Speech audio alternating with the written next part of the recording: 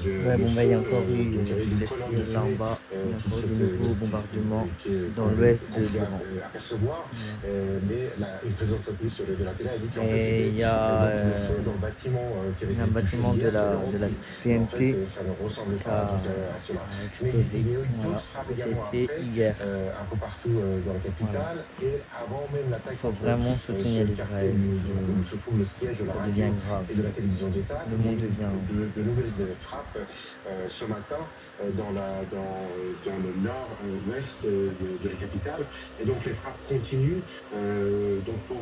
C'est une manière de rappeler à la population que Téhéran n'est pas sauve, et donc il faut que les habitants quittent la ville. Et donc c'est effectivement le cas, puisque les rues se sont complètement vidées, les magasins sont complètement fermés, le bazar est fermé, il n'y a pas de circulation automobile comme on pouvait, Pas comme la il y en avait Célestine. avant le début des frappes, parce que Téhéran est une ville très embouteillée, et donc tout cela a disparu, et donc il y a peu de voitures dans la rue, sauf par exemple devant les stations d'essence, où les gens vont dans les files d'attente pour faire le plein d'essence. Et là encore, problème, parce que chaque automobiliste ne peut avoir que 30 litres d'essence par passage. Donc sur des files d'attente de plusieurs dizaines, plusieurs centaines de mètres, et il faut quelquefois attendre 1 heure, 2 heures, 3 heures même, donc pour pouvoir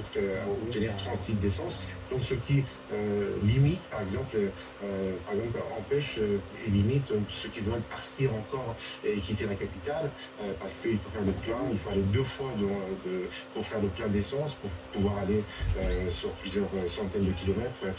Donc voilà, ce sont un climat de plus en plus de crise qui s'installe dans la ville, qui est devenue une ville morte, notamment le soir, quand on circule dans la ville. Il n'y a pratiquement aucune voiture qui circule.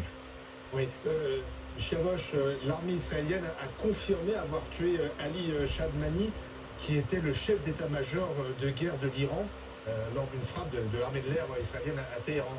Est-ce que les autorités en parlent, les autorités iraniennes? Alors, en fait, Ali Shadmani n'était pas le chef d'état-major, mais plutôt le commandant de la force Khatam el-Anbiya, qui est de la base Khatam el-Anbiya, comme on l'appelle ici, donc qui chapeaute toutes les activités économiques des gardiens de la révolution, mais aussi tout ce qui concerne donc le système de défense anti-aérien.